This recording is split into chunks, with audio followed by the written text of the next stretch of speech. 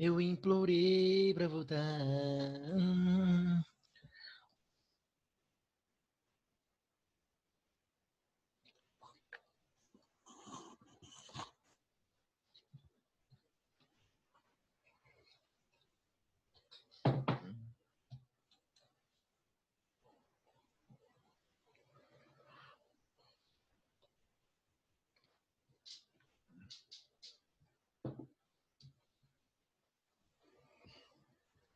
E aí, galera, voltamos aí pro próximo tempo. Deixa eu admitir a galera que tá entrando. Tomar um cafezinho aqui. Vamos servidos, cafezinho?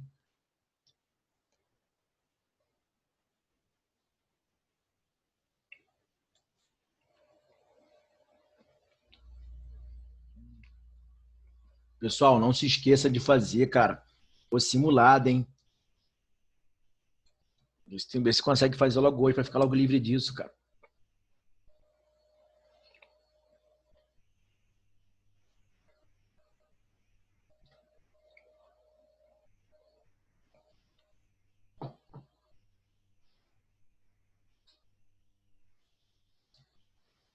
Esse negócio trava, cara. Deixa eu ver. Vou admitir todos.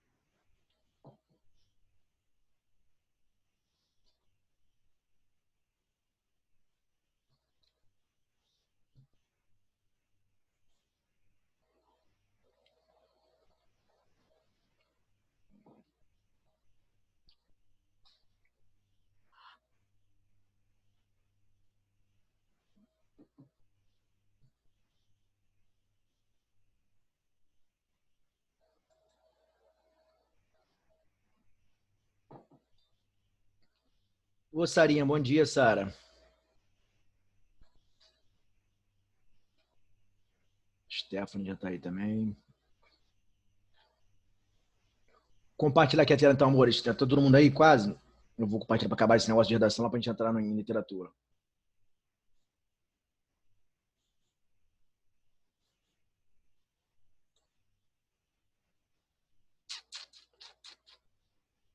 Então paramos aqui, não foi?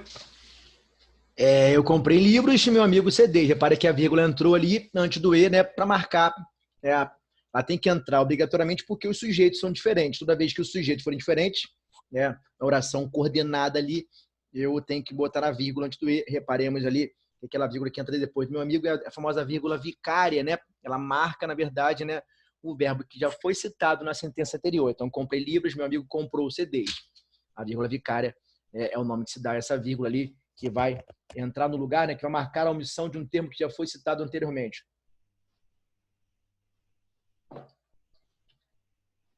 Então, aqui, ó, o bizu aqui, ó, somente, né, as subordinadas substantivas apositivas, somente elas vão ser marcadas por vírgulas ou pelos dois pontos. Show de bola, meus amores? Somente elas. Show? Então aqui, ó, eu só desejo uma coisa, né, que a música o acalme, para que aquele que ali é a nossa conjunção integrante, né, vai introduzir para nós uma oração subordinada substantiva, só que somente as apositivas vão ser marcadas por vírgulas, não, as outras não. Então nunca vou separar a oração principal da oração subordinada substantiva, ao menos, né, que ela seja positiva, que ela funcione como aposto. Show, galera? Tranquilo? Não vão desse modo, não. Ó. Subordinadas adjetivas, né?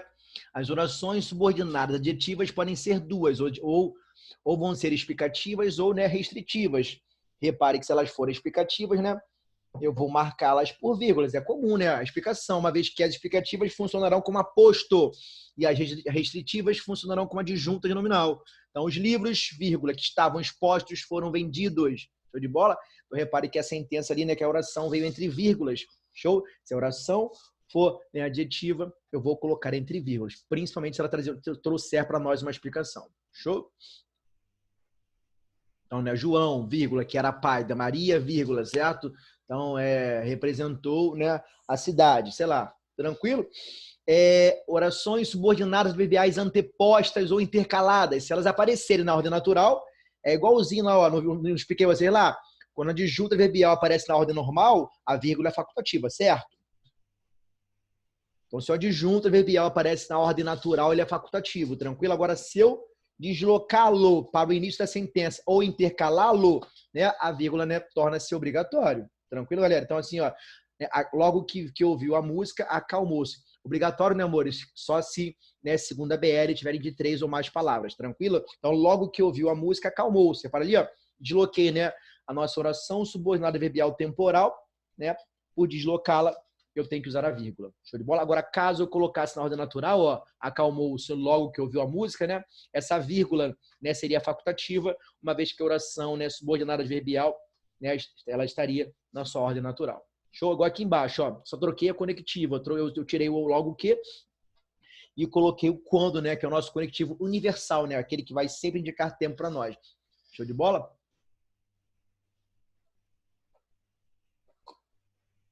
Então, acalmou-se, né, quando ouviu a música. Para ali, ó, eu posso colocar a vírgula ou não. Perfeito? Ó, normal, igual eu expliquei a vocês lá, é o adjunto adverbial. Uma vez que a oração subordinada adverbial, né, é aquela que funcionará como adjunto adverbial. Foi? Eu acho que encerrei aqui, amores. Show de bola, que são questões. Deixa eu compartilhar aqui a parte de literatura para vocês. Cara, eu preparei um resumo, né, das escolas literárias. Eu vou até depois endireitar para mandar tanto para o pré-vestibular aqui do Geração 2000, para a ESA também, que fazer a prova da ESA, vai cair literatura na ESA. E para vocês também, vou fazer um resumo. Na verdade, eu fiz um resumo, falta eu melhorá-los, né, para que eu mande para vocês bonitinho lá pro grupo, entendeu? Eu fiz um slide rapidinho das escolas literárias, deixa eu compartilhar com vocês rapidinho aqui. Deixa eu só aceitar a Jennifer. Então, fiz um resumo de cada escola literária bem rápido. Eu vou aprontar o slide também para que nós... Até porque agora nós temos poucas coisas para ver, né, em português. Então, vou dar um gás aí em literatura com vocês. Deixa eu só aqui tirar esse slide.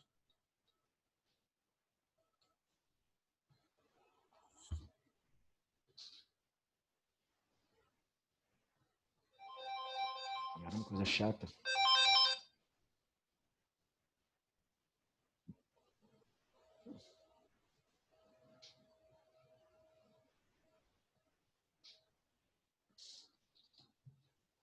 Eita, não sai não. Tô aqui ainda, peraí.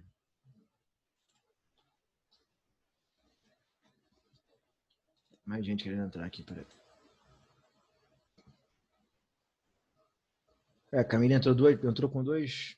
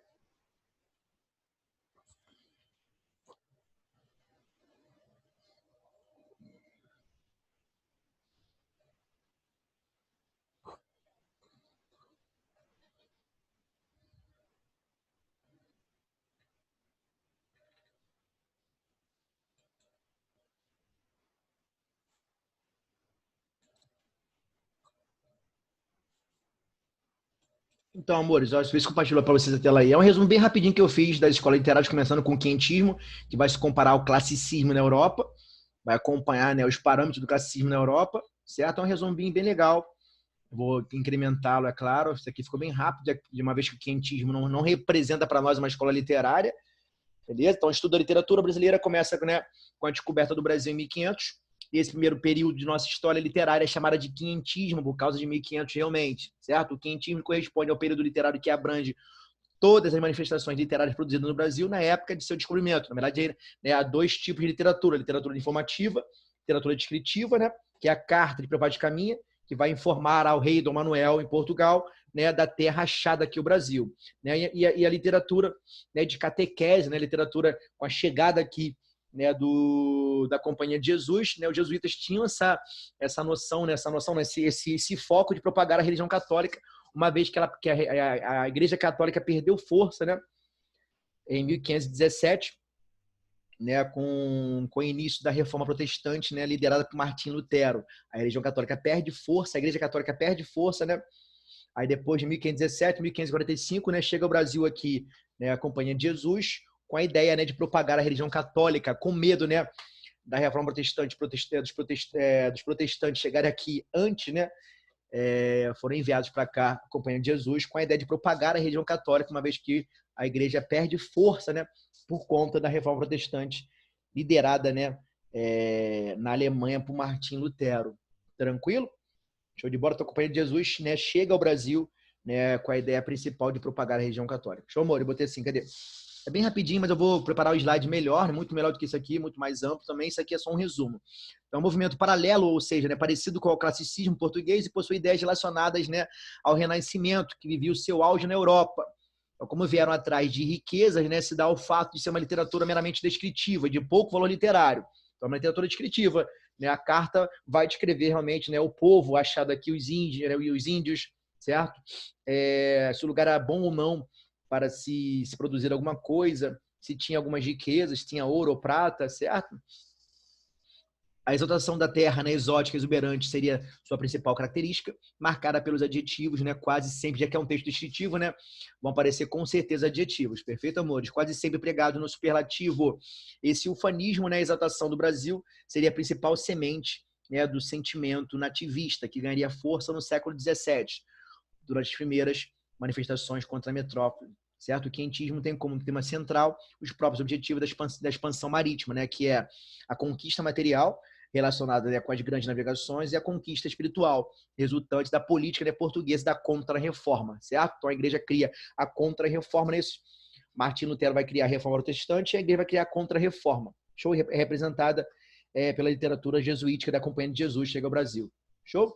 Em termos de produção literária, o quinhentismo se resumia a dois tipos de escrita: a literatura de informação, certo?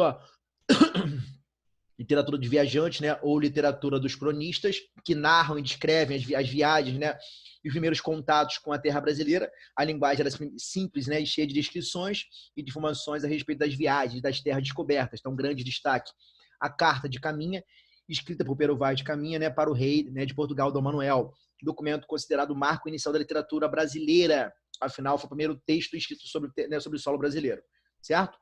Literatura de catequese, jesuítas foram enviados para catequizarem os índios no Brasil. E o grande destaque, né, desse período foi o padre José de Anchieta. Seus textos eram escritos para serem representados, né, teatro e encenações. Os autos, né, era muito comum, né, para tentar, né, catequizar, né, cara, convencer, propagar a religião católica, os autos, né, que era um texto, né, um texto teatral, né, que por meio de encenações era muito mais fácil você tentar convencer o índio e trazê-los para nós, né? Certo? Já que o público, né, era muito diversificado: índios, marúdios, né, colonos, comerciantes, soldados, porém seu alvo maior era o índio. Para isso, o padre José de Anchieta escreveu em mais de uma língua, né? Sempre, né, cara, os autos, os textos eram trilingüe, certo? Era sempre em 3 línguas, certo? Ele, inclusive, aprendeu tupi. Ele fez, né, ele foi o grande autor, né, da primeira gramática tupi. Malandro, né? Era difícil de entender em português. Então, né, era mais fácil, né, os portugueses, né, entenderem tupi para assim propagar a religião católica. Show? Então, características do quinhentismo, né, crônica de viagens, textos descritivos e informativos, conquista material e espiritual, linguagem simples, né, utilização de adjetivo. Uma vez que é um texto descritivo, né, não tem como descrever sem nós usarmos adjetivos, tá? Então, é um resumo bem rápido. Depois vou trazer nas próximas aulas, né, um slide bem mais elaborado, certo? Os principais autores são aqueles que nós vimos: Pero Vaz de Caminha, Nestor Mores, escola liderada pelo padre Pedro Alves Cabral. pelo Vaticano, escritor e vereador, vereador português, registrou suas primeiras impressões acerca das terras brasileiras. Fez isso por meio da carta, né, de achamento do Brasil, datada de 1º de maio de 1500. Show? Então, a carta do Vaticano, escrita pelo rei, para o rei, né, de Portugal, Dom Manuel, é considerado um marco inicial da literatura brasileira, visto ser o primeiro documento escrito sobre a história do Brasil. Show? Vou pular aqui, ó, botar. Tem um resumo de todas as escolas, certo? Tem aqui o Barroco, tanto na Europa quanto no Brasil. Vou compartilhar aqui com vocês o Barroco. Tem todas, né? O Romantismo, tem o Parnasianismo, tem todas elas. Tem o Simbolismo. Deixa eu compartilhar aqui, porque a gente vai ver isso aqui bonitinho. Vou passar para vocês esse resumo e vou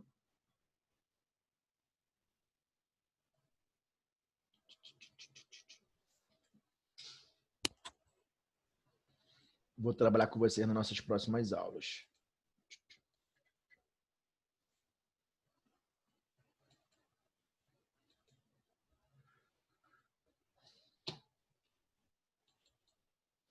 Então tem o Barroco aqui, ó, vou até deixar mais bonitinho. O Barroco foi um período, né, do século XVI, certo? Ó, marcado pela crise dos valores renascentistas, show de bola, gerando uma nova visão de mundo através de lutas religiosas. Vocês vão ver, né, que é um conflito aí, né, que já vai aparecer para nós, né, lá, né, no quinhentismo. Perfeito. Que conflito é esse, né? Teocentrismo versus antropocentrismo, né? Será que eu vou colocar o Deus como sendo de tudo ou o homem, né, como sendo de tudo, né? E não é à toa que surgiu, né, a Reforma Protestante e a Igreja, né, para brigar com isso, né, fundou a Contra-Reforma Protestante. Show de bola, Contra-Reforma, tá? Né, esse dualismo, né, entre espírito e razão. O movimento envolve novas formas de literatura, arte e até filosofia. No campo religioso, né, a Reforma em 1517 contestou, né, as práticas da Igreja Católica e propôs uma nova relação entre Deus e os homens. Show? Então, em 1517, né, Martinho Lutero ele cola na porta da igreja, né, uma lista, né, de diversas coisas, né, contestáveis, né, segundo ele, né, que a Bíblia, né, traduzia, né, muitas coisas incontestáveis que estavam na Bíblia. Show?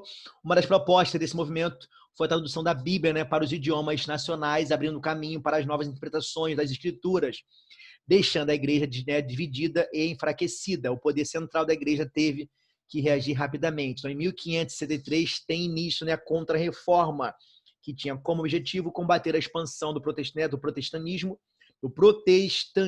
perdão, e recuperar, né, os domínios, né, perdidos, né, depois disso aí, né, a Companhia de Jesus chega ao Brasil com a intenção de propagar a religião católica, né, e de pegar mais adeptos, tá? Portanto, a Europa do século XVII reflete a crise religiosa do século anterior. O homem europeu se vê dividido, né, entre duas forças opostas, né, o antropocentrismo e o teocentrismo, né? O Barroco é a estética, né, que reflete essa tensão religiosa. Ela vai aparecer para nós, né, tanto, né, nos textos europeus, né, quanto nos textos brasileiros. Vocês vão ver que o nosso grande Gregório de Matos Guerra, que foi o único poeta, né, representante do Barroco, ele vai colocar isso em seus textos também. Ele vai viver, né, sempre esse dualismo, sempre essa tensão religiosa, que tem que curtir a vida. Vai surgir para nós também aí, né, o Carpe Diem, né, que é curtir o momento, aproveitar, né, a vida, já que ela é muito efêmera, ela é muito passageira, e é realmente, né, essa premissa, ela é trazida por nós até hoje, né? A vida é muito efêmera, passageira, né? Esse Carpe Diem, muito tatua no corpo, Carpe Diem, né? Que é realmente curtir o momento, curtir a ocasião, né? Até porque a vida é muito efêmera, ela passa muito rápido e nós não sabemos a hora que nós vamos embora, certo? Ó, então essa tensão, ela vai surgir também no Brasil. Show, vai acompanhar aqui, né, o nosso grande representante, Gregório de Matos e Guerra, conhecido como Boca do Inferno. Show, Barroco é a estética que reflete essa tensão, ou seja, o embate entre a fé e a razão. Até porque, né, cara, o cara vivia com esse lance, né, com essa tensão. O cara tinha que curtir a vida, então curtir, né, tudo que a carne, né, tudo que, né, que o pecado podia lhe proporcionar. Ele ficava nesse conflito, né, em ter que usufruir das coisas, né, das coisas carnais, né, do pecado realmente, da vida mundana, né. Ele tinha medo também, né, do peso da mão de Deus. Então ele tinha medo de não ser perdoado, né, de estar pecando, né, e Deus, né, tinha que perdoá-lo. Então essa fé e razão, ela vai aparecer direto, perfeito? Vai ser um confronto ali que vai se dar no Barroco também no Brasil. Então, no Brasil, o Barroco foi o período, né, da literatura que se iniciou nos anos 1600. Show? Vindo depois do quinhentismo. Por isso, né, pode ser também chamado de seiscentismo, né? Mas já hoje é muito comum, né, aparecer como Barroco ou É assim, vejo muito, é muito incomum aparecer em provas, né? Seiscentismo, é muito mais o barroco, tá?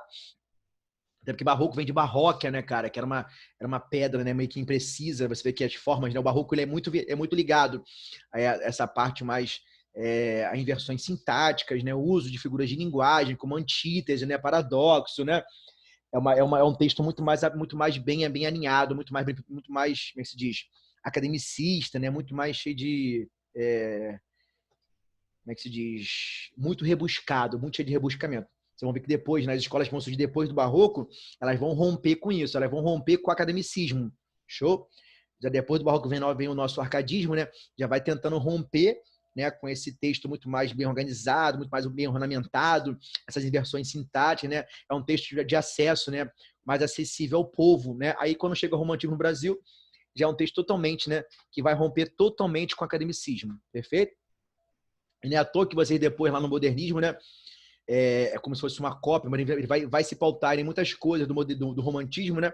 Até porque a intenção era voltar, né, ao nacionalismo perdido. Show? Eu vou romper, né, com o academicismo. Vocês vão ver que em alguns textos modernos, né, eles fazem uma crítica àquela coisa formal da gramática, até porque a intenção era romper mesmo, era trazer uma leitura mais acessível ao povo, de forma geral. Show? Então aqui, ó, características que você precisa saber. Então, dualidades e antíteses, né? Conflito entre o corpo e a alma.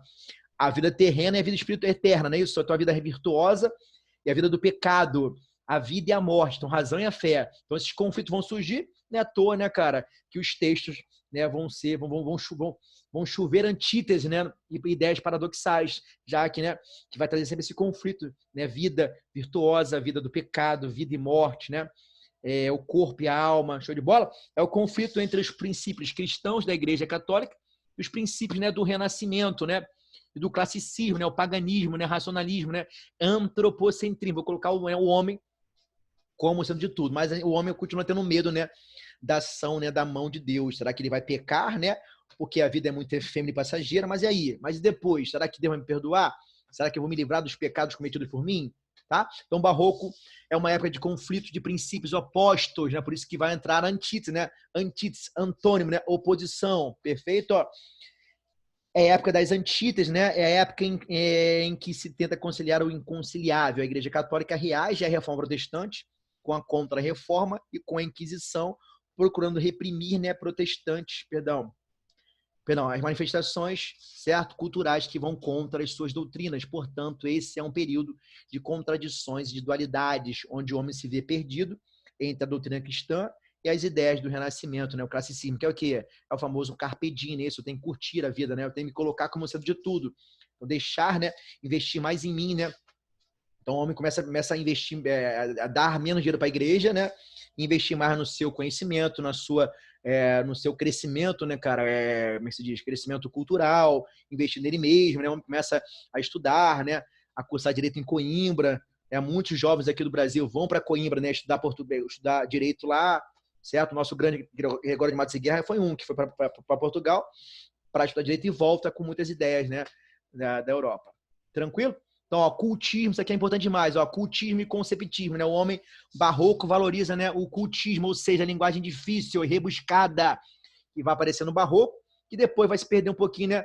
Quando chegar o arcadismo, né, e também justamente o romantismo, vão romper um pouquinho com essa ideia de rebuscamento. A linguagem vai ser muito mais, né, solta, muito mais acessível ao povo de forma geral. Então, cheia de inversões, né, sintáticas e de jogo de palavras. Então, quando eu falo em cultismo, meus amores, é o quê? Essa linguagem difícil, rebuscada, cheia de inversões sintáticas e jogo de palavras. Show de bola? Empregando demais as figuras de linguagem. Então, aqui, né, no texto barroco, vocês vão ver aparecendo muito, né, as figuras de linguagem. Ele também valoriza o conceptismo, que está associado, né, ao pensamento complexo, ao raciocínio lógico, ao jogo de ideias, ou seja, as palavras são rebuscadas e difíceis, né, o cultismo e as ideias, né, e o raciocínio são, né, complexos, né, conceptismo. Então, esses dois ideais vão aparecer para nós, né, no barroco na Europa e também nos acompanham, né, no Brasil. Vocês vão ver que o texto do nosso grande Gregório de Matos e Guerra é um texto cheio de inversões sintáticas, cheio de figuras de linguagem, né, principalmente, né, hipérbole, certo? Antítese e paradoxos. Perfeito? Metáfora também, tá? Então aqui é o tempo, né? Carpe diem, né? O tempo passa rápido, né? A vida é efêmera, é rápida. o tempo é veloz, né? E destrói tudo, tudo é instável, passageiro. O homem, né, barroco vive esse conflito, né? De modo angustiado. Então ele vive esse conflito porque ele tem que curtir a vida é efêmera, mas ele tem o medo, né, da ação divina em relação a todos esses pecados que ele vai ter que ele vai cometer por curtir o momento, curtir a vida. Então esse carpe diem, né, essa expressão latina, né, que vai aparecer no barroco, ela vai nos acompanhar também, né, no arcadismo. Vocês vão ver aqui, quem tem interesse, quem já viu, né, com certeza já deve ter visto aí Sociedade dos Poetas Mortos, né? Nosso grande Robin Williams, que acabou suicidando há pouco tempo, né? Cometeu um suicídio há pouco tempo. É um filme que retrata, né, uma escola, né, muito rigorosa na Europa. Preparava, né, os filhos, né, dos grandes burgueses, né, a fazer o vestibular, né, a buscar vagas, né, nas grandes universidades, com carreiras, né, com prestígio social. Então, direito, né, medicina, né, engenharia, que ainda são, né, cara, carreiras que têm um prestígio, que gozam do prestígio social. Claro que existem outras hoje novas aí, né, cara? Até o cara quer ser influenciador digital, é uma carreira, né? O cara ganha dinheiro também com isso, então tem outras mais carreiras. Mas ainda tem, né, cara? Com prestígio social ainda tem medicina e direito. A engenharia cai um pouquinho, não tá tanto, né, cara, quanto as outras duas, não. Show? Então, Carpe Diem, né, vai nos acompanhar também no arcadismo. Vai vir com muito mais força no arcadismo. Perfeito? Então, barroco em Portugal, ó, Padre Antônio Vieira, certo? No barroco português, quem se destaca é o Padre Antônio Vieira. Seus sermões estavam a serviço das causas políticas que abraçava e defendia. Então, defendiam os índios, né, contra a escravidão, mas não tinha a mesma postura, né, com a escravização dos negros, limitando a apontar-lhes uma perspectiva de vida após a morte, compensasse, né, sobre a individual. Então, não tinha postura tão assim, né, cara, quanto os negros, né? Ele alegava que eles teriam uma vida melhor após a morte, porque ia compensar, né, todo o sofrimento, né, vividos por eles na vida, certo? Seus sermões eram dotados de raciocínios complexos, né, já que é o cultismo e o conceptismo ali, ó, e lógico, né, com metáforas, comparações e alegorias, perfeito? Seus sermões, na verdade, o sermão, né, usado pelos padres, era, na verdade, para convencer, né, um texto somente argumentativo, e vai buscar convencer, persuadir, né, cara? Por isso que, né, quando eu falo para vocês em conceptismo, né, cara, é um texto que vai buscar convencer, persuadir o outro, né? Então, os sermões, o principal intuito dos sermões era convencer, a trazer o outro, né, para a religião, uma vez que ele vai perder a força por conta da reforma protestante. Show de bola? Então, barroco no Brasil, né, o nosso grande Gregório de Matos e Guerra. No barroco brasileiro, o grande destaque foi o grande, né, Gregório de Matos e Guerra, por ser, né, irreverente, satírico. Ele recebeu o apelido de Na Boca do Inferno. Sua poesia pode ser classificada como lírica, religiosa, filosófica ou satírica, né? Então, poesia lírica, né, vai tratar do dualismo, né, amoroso, né, carne e espírito, que leva a um sentimento de culpa cristão. Ele vai pecar, ele vai ter contato carnal, né, ele tem que curtir o momento, a vida mundana, mas, né, ele vai trazer sempre esse negócio de culpa aí, certo? A mulher é a personificação do pecado, da perdição espiritual, né, a morte. O apelo sensorial do corpo se contrapõe ao ideal religioso. Então, vai ficar dividido, né? O poeta fica dividido entre o pecado, representado pela mulher, né, e o espírito, né, o cristianismo. Então, ele vai sempre, né, mostrar, né, na poesia lírica esse dualismo amoroso, a carne e o espírito, né? Reparem muitas vezes que, né, nos dois trechos ele vai colocar a mulher, né, cara, o amor como algo idealizado, e no outro, né, ele vai colocar o amor, né, como um entrelace sexual realmente, né? São os corpos, né, se relacionando, se entrelaçando, certo? Vai colocar, né, duas visões, né, do amor. A carne, aquele amor, né, mais aquele contato carnal, e um amor mais espiritual. Show? Poesia religiosa, ó, obedece aos fundamentos do barroco europeu. Temas: amor a Deus, culpa, arrependimento, pecado, perdão. A linguagem é culta, como sempre, né? Como em versões e muitas figuras de linguagem. A linguagem do barroco ela vai ser muito culta, né? Por isso que os estilos que vão vir depois vão romper com o academicismo, perfeito? Ó, vou trazer uma literatura mais acessível ao povo, né? Com menos imersões sintáticas, com menos figuras de linguagem, perfeito? Então, poesia filosófica, desconcerto do mundo, né? Consciência da transitoriedade, né, da vida do tempo. Então, a filosófica vai o quê? Trazer mais esse lance do carpe diem, né, cara? A vida muito mais efêmera, passageira, muito rápida, né? Show? E poesia satírica, criticou todas as classes da sociedade baiana, de sua época, de seu tempo, né? A linguagem diversificada, com termos indígenas, africanos, palavrões, né? E gírias, expressões locais. Então, na sua poesia satírica, né, ele criticava, zombava, né, das pessoas, né, que exerciam um grande poder na sociedade naquela época baiana, até mesmo os governadores, né, eram muitas vezes criticados por eles, né, zombados por ele, certo? Não é à toa que ele foi expulso da Bahia, beleza? Foi expulso da Bahia, ficou exilado há muito tempo, show? Então aqui é um resumo bem rápido, pessoal, bem rapidinho. Aqui é o Manuel Botelho de Oliveira, que não tem muito o que falar dele, nosso maior representante é Gregório de Matos de Guerra. Vou só dar rapidinho aqui, pedir mais o romantismo só, depois eu vou botar bonitinho isso aqui no slide para vocês e vou só mandar para vocês os resumos muito melhores do que esses aqui, vou até melhorá-los com certeza e mando a vocês.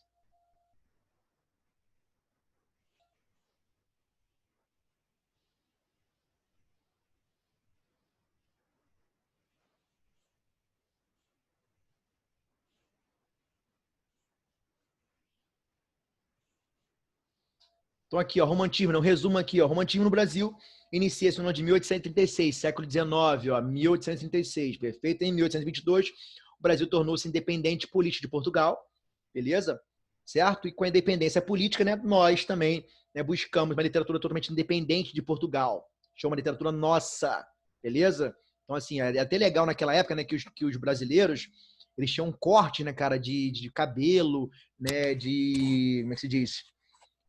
Cavanhaque não, isso aqui é costeleta, né, de Portugal. Então, assim, quando nós rompemos com Portugal politicamente, nós já vimos buscando isso desde o Barroco. Quando nós rompemos com Barroco, arcadismo, né? Deixa eu pulei aqui.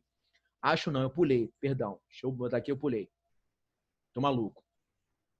Aqui não é isso aqui não, aqui é o arcadismo, meus amores. Só que é o seguinte, falta pouquinho minuto, eu só botar aqui para vocês o arcadismo, né?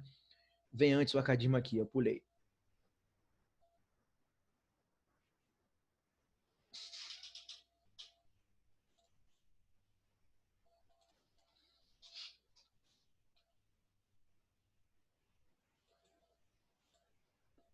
Pulei, rapaziada. Deixa eu botar aqui rapidinho, só para depois eu vou preparar slides melhores nas próximas aulas. Eu só estamos fechando o bimestre aí, tá? Então, o arcadismo é o período, né, que vem depois do barroco, podendo ser chamado também, né, de setecentismo, isso mesmo, já que ele ocorreu nos anos de 1700, século XVIII, show? O romantismo, século XIX, perfeito? No Brasil, o arcadismo teve, né, como marco inicial a publicação das obras, né, poéticas de Cláudio Manuel da Costa, em 1768. E, ademais, a fundação da Arcádia Ultramarina, em Vila Rica. Perfeito? Ó. Então, contexto histórico aí. Ó. Era a época do iluminismo na Europa, da Revolução Francesa, da independência das 13 colônias na América do Norte, né, e essas ideias de liberdade, igualdade e fraternidade, né, que nasceram na filosofia francesa, chegaram ao Brasil, inspirando a Confidência Mineira, né? O Brasil era colônia de Portugal e o desejo da liberdade, né, de independência ficava cada vez mais intenso por aqui. Porém, escrever, né, sobre isso era perigoso. Por conta disso, né, escritores do período, né, costumavam usar pseudônimo. Não era à toa que eles, né, usavam pseudônimos porque era meio perigoso escrever sobre, né, esse lance de querer liberdade, independência, né? Então, esse cinema aí, né, liberdade, igualdade, fraternidade, nos acompanhou também no romantismo, né? Nos acompanhou no arcadismo e também se propagou no romantismo. Os amores, olha só, tem muito pouco tempo. Eu fecho aqui, né, nos nossos próximos encontros. Então, fechando o bimestre aqui, agora eu não quis ficar tão... Vou preparar slides melhores para nós, né, com obras, com... certo? E também isso aqui, depois eu vou melhorar esse resuminho e mando a vocês, beleza? Grande beijo aí. Não se esqueçam de fazer os simulados. Quem não fez, faça hoje. Não deixe para o último dia, que é amanhã, para não ficar enrolado. Show? Cadê a Bruna? Bruninha, eu vou comer aquele açaí gostoso lá contigo lá, tá? Eu não fui, final de semana eu não consegui ir. Fiquei enrolado aqui, eu não consegui, mas vou comer lá. E indico vocês também irem lá comer o açaí da Bruna Raffaelli.